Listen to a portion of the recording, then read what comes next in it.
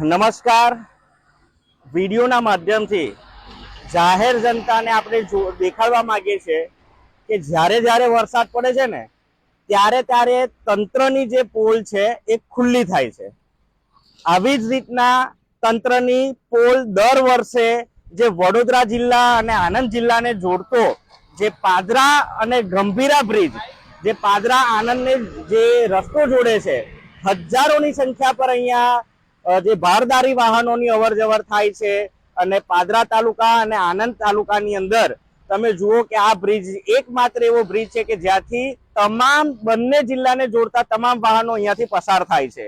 અને અહીંયા તમે જુઓ કે મસ્ત મોટા ખાડા પડી ગયા છે. ચોમાસાની શરૂઆત થઈ ગઈ છે અને દર ચોમાસે આ પરિસ્થિતિનું ઉત્પન્ન થાય છે.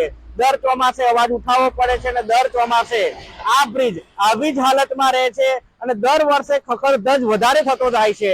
આ તંત્રના પાપે આ જે ખાડા છે દર વર્ષે પડે છે અને અત્યારે ખાડા એટલા ઊંડા છે કે જેમાં વાહનનો પછડાટ થવાથી વાહનને પણ નુકસાન થાય છે અને અહીંથી અવર જવર કરનારા અમારા જે ટુ વ્હીલરની અંદર જેટલા પણ રાહદારીઓ છે તેમની પણ કમર ભાગે છે.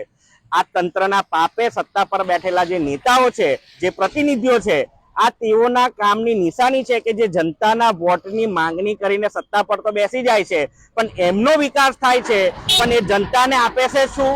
તો કે ઊંડા ખાડા. એવા ખાડા કે જે પોતાની કમર તોડે, પોતાના વાહનનું નુકસાન કરે. આવા ખાડા તંત્રના પાપે જનતાએ ભોગવવાનો વારો આવે છે. ત્યારે આ જે ગંભીરા જે બ્રિજ છે તેના તમે દ્રશ્યો જોઈ શકો છો કે કેટલી હદે આ ખખડધજ બ્રિજ છે અને ક્યારે એનું નવીનીકરણ થશે એ તો ખબર નહીં, પણ માત્ર ચૂંટણી આવશે ત્યારે આ બ્રિજને યાદ કરીને સરકાર દ્વારા કઈ ને કઈ જાહેરાત કરવામાં આવશે, પણ એનું જે નવીનીકરણ તો ના કરો પણ તેનું રિપેરિંગ પણ એ લોકો વ્યવસ્થિત રીતના કરતા નથી. અહીંના જેટલા પણ રાહદારીઓ છે ને, ખાસ કરીને પાદરા તાલુકાની અંદર જેટલી પણ કંપનીઓ આવેલી છે, જ્યાં આગળ આણંદ, બોરસદ ની આજુબાજુના જે કામદારો છે એ અહીંયાથી જ અવર જવર કરીને નોકરી કરતા હોય છે. ત્યારે તેઓ સેકન્ડ શિફ્ટમાં નોકરી કરતા હોય, નાઇટ શિફ્ટમાં નોકરી કરતા હોય, ત્યારે જ્યારે પણ એ લોકો અહીંયાથી અવર જવર કરે છે, દિવસે જો આટલા મોટા ખાડાની મેં કોઈ પડે ને તો કોઈ પણ મતલબ એમની મદદ કરી શકે છે, પણ રાતના સમયની અહીંયા આગળ કોઈ લાઇટની પણ વ્યવસ્થા નથી. જો કોઈ કામદાર અહીંયાથી અવર જવર કરતા નાઇટ શિફ્ટમાં ઉજાગરો હોય, ઘરે પહોંચવાનું હોય, ચોમાસાનો મોસમ હોય અને આવી પરિસ્થિતિની મેં જો આવા ખાડા એને ના દેખાય ને એ ખાડા પર પડે ને એનો અકસ્માત થાય ને એને કોઈ જાનહાની થાય તો એનો જવાબદાર કોણ? તંત્ર કે અધિકારી એની જવાબદારી લેશે?